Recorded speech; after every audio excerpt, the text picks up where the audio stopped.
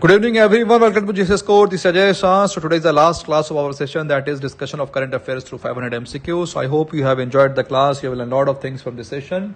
So let us start the class. This is the first question for you. The first question is on Aarhus Convention, which was in news recently. So what is Aarhus Convention? Right of the public with regard to environment, obligation of parties to assess the environmental impact of certain activities, reducing long-range transboundary air pollution, or preventing industrial accidents that can have transboundary effects. So the correct answer is option number A, that is rights of the public with regard to environment. Now let us see what is this Aarhus Convention. So Aarhus Convention establishes a number of rights of the public, that is individuals and their association with regard to environment. Now the convention provides for the right to everyone to receive environmental information that is held by the public authorities, then right to participate in environmental decision making, then the right to review the procedures to challenge public decisions that have been made without respecting the two rights of environmental law in general or access to justice. So this convention is all about right of the public with respect to a clean environment. That's all. We'll move to the next question. Now this question is about Petroleum Explosive Safety Organization, that is PESO. The first says PESO is an organization mandated to administer the Explosive Act 1984. Okay, this is not 2, this is 1984 and Petroleum Act 1934. So this statement is correct. The second says it comes under the Ministry of Commerce and Industry. So this appears to be wrong, but this is not wrong. This is absolutely correct.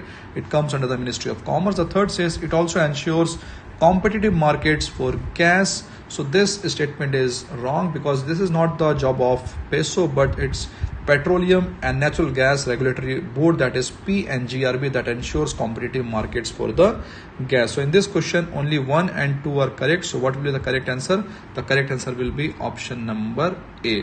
Now let us move to the next question.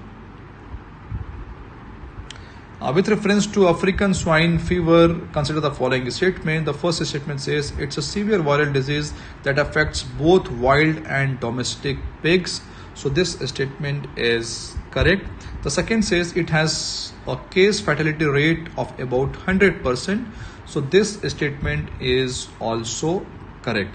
The third says unlike the H1N1 virus, the virus that causes swine flu, the ASF virus doesn't infect humans.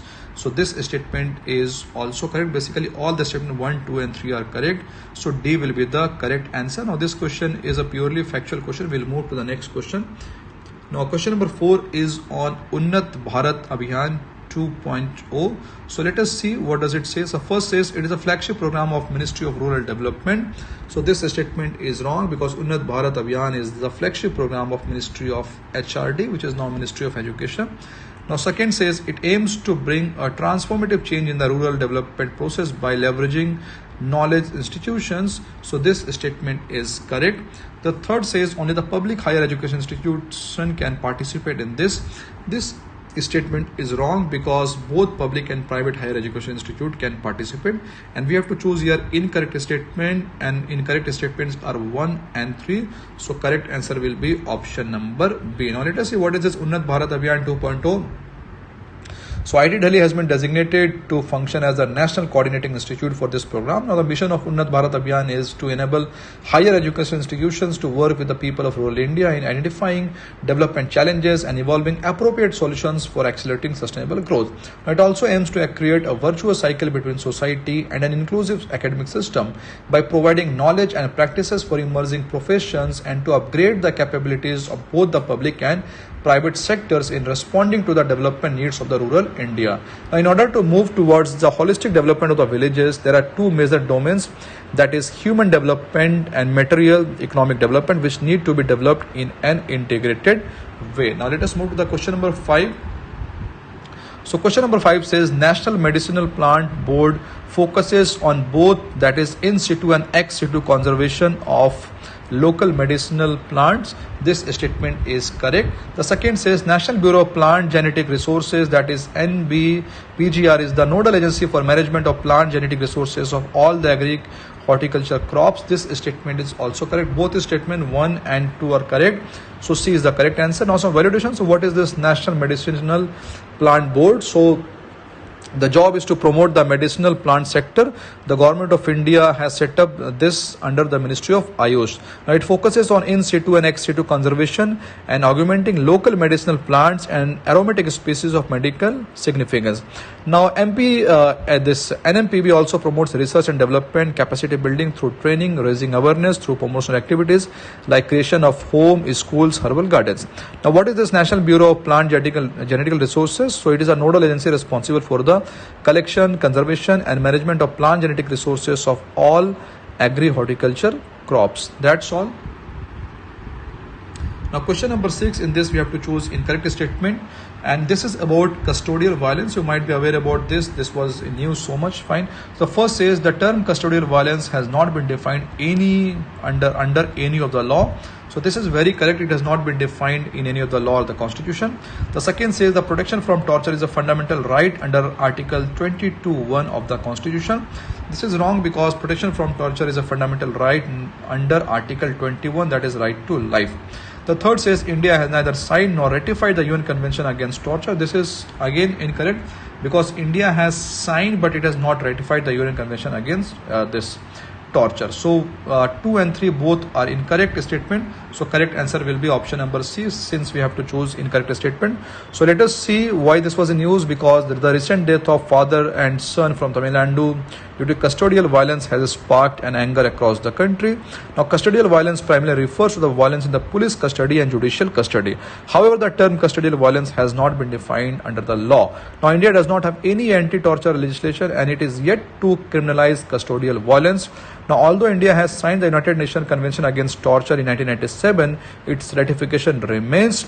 Now, this convention aims to prevent torture and other acts of cruel, inhuman and degrading treatment or punishment around the world. That's all. We'll move to the next question, question number 7. Now, question number 7 says the Environmental Performance Index is developed by Yale and Columbia and Stanford, Yale and Harvard, or none of this. So the correct answer is option number A, that is Yale and Columbia University.